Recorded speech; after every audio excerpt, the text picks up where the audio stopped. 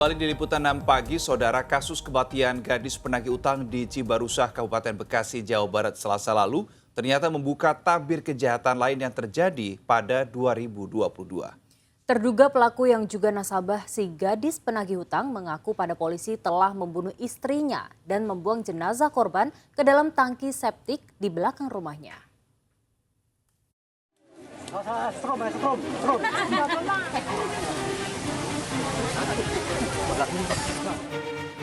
Sebuah rumah di kampung Cikoronjo, Desa Sindang Mulia, Cibarusah, Kabupaten Bekasi, Jawa Barat, jadi pusat perhatian warga sekitar. Apalagi ada garis polisi yang membentang mengelilingi rumah itu. Sejumlah petugas kepolisian dari tim identifikasi Polres Metro Bekasi dan tim forensik Mabes Polri Rabu siang membongkar septic tank di belakang rumah itu. Dan misi ini ternyata masih berkait erat dengan kasus pembunuhan gadis muda penagih utang bank keliling yang ditemukan tewas di rumah warga di kampung Cikoronjo. Setelah dilakukan penggalian di septic tank sedalam 2 meter dan lebar 1 meter itu, polisi menemukan jasad seorang perempuan. Peristiwanya bukan bermula dari ini, bermula dari peristiwa yang pertama yang terjadi pada tanggal 4 Februari tentang dugaan penganiayaan dan pembunuhan yang dilakukan oleh tersangka terhadap korban yang pegawai koperasi atau bank yang keliling itu. Tersangka juga mengakui ternyata pada tahun 2022, khususnya awal November 2022, melakukan pembunuhan terhadap istri sahnya. Jadi tersangka ini memiliki 2 istri. Istri yang pertama nikah siri, istri yang kedua ini malah yang nikah resmi, yang almarhum ini, si Almaida ini nikah resmi. Kerangkanya masih ditemukan secara utuh, termasuk pakaian korban dari, mohon maaf, jaket korban, pakaian dalam korban, serta baju korban masih utuh ditemukan di tempat kejadian perkara. Jadi sama persis yang disampaikan oleh tersangka bahwa pada saat dimasukkan ke sapi tank menggunakan jaket, pakaian secara lengkap masih ditemukan secara keseluruhan. Jasad yang sudah berupa tulang belulang lengkap dengan semua pakaian yang menyertainya dievakuasi polisi. Mundur yuk. Buka jalan yuk. Buka jalan. Yuk, dari sini. Itu, dari sana. Terus. Ditemukannya jasad Almaida setelah interogasi polisi atas Sunardi yang ditangkap usai membunuh seorang gadis yang menagih utang ke rumah pelaku. Sunardi mengaku membunuh istrinya dan menguburnya dalam septic tank di belakang rumah. Cara pelaku menghabisi nyawa kedua korbannya serupa dengan mencekik leher korban menggunakan kain hijab yang mereka kenakan. Jasad Almaida lalu dibawa ke rumah sakit untuk keperluan otopsi.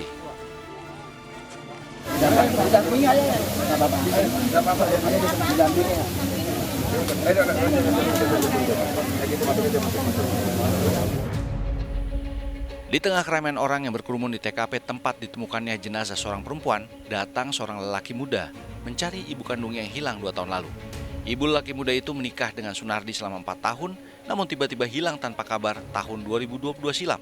Ia masih berharap bukan ibunya yang menjadi korban kejahatan Sunardi. Tiba-tiba menghilang, nggak ada kabar atau gimana? Nggak ada kabar. Itu di 2 tahun yang lalu. Pernah cari kemana aja? Sudah kemana aja saya. Saya pada pulang sini juga. Diusir sama istri yang ini. Sempat nyari ke sini abang. Pernah kesini udah. Waktu itu pelaku mengatakan apa waktu menanyakan Itu nanya ke istrinya bilangnya kerja di Karawang. Tapi sini lagi dia ke Karawang. Tapi saya nggak percaya, saya kan terus. berarti dengan kejadian ini sendiri curiga gitu dengan bahwa almarhum ibu apa Itu dia tersangka sendiri saya bilang sendiri bilang. harapannya sendiri seperti apa? Mudah-mudahan saya tidak ada. Bukan ibu ya. Bukan ibu. Namun harapan Edi tak mungkin terwujud karena memang sang ibu Almaida yang menjadi sasaran kekejaman ayah tirinya Sunardi.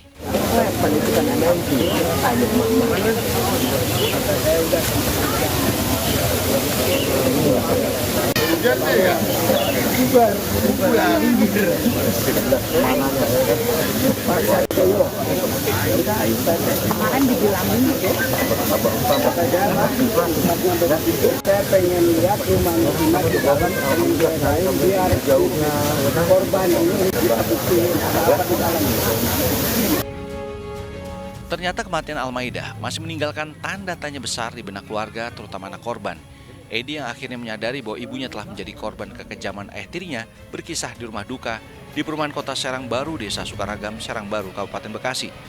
Sebelum hilang tanpa jejak, ibunya sempat menggadaikan tanah senilai puluhan juta rupiah dan membawa sejumlah barang berharga. Sama adik bilangnya ngurus dokumen rumah. Dan dari situ udah hilang, itu bawa uang hasil gak ada rumah, gak ada surat rumah, itu bawa uang, nggak tahu nggak pulang lagi. Gitu. Total uangnya berapa, Mas? Yang Mas? Sekitar itu 50 jutaan. Oh, berarti ibu hilang itu sempat membawa uang. Bawa uang. Selain uang ada motor atau apa, Mas? Dokumen motor, HP, dompet, namanya KTP, perhiasan, kalung, cincin.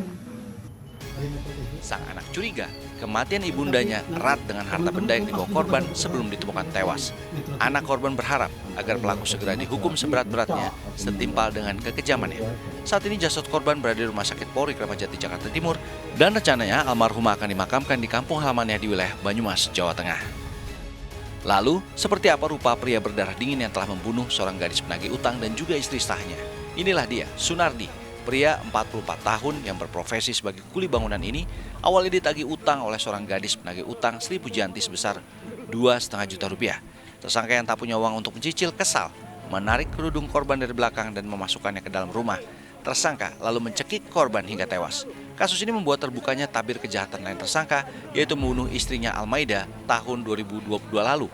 Motif tersangka membunuh karena menduga istrinya selingkuh dengan teman tersangka. Tersangka terancam pasal 338 dan pasal 354 dengan ancaman penjara paling lama 15 tahun. Sebelumnya, seorang gadis muda ditemukan tewas di rumah warga di kampung Cikoronjo, Cibarusah, Kabupaten Bekasi, Selasa pagi. Korban ditemukan dalam kondisi tertelungkup dan ditutupi spring bed dengan kondisi penuh luka memar di wajahnya. Korban yang sebelumnya dikabarkan tengah menagih utang kepada nasabahnya sempat dikabarkan hilang sejak Senin sore. Rahmat Tubis melaporkan dari Kabupaten Bekasi, Jawa Barat.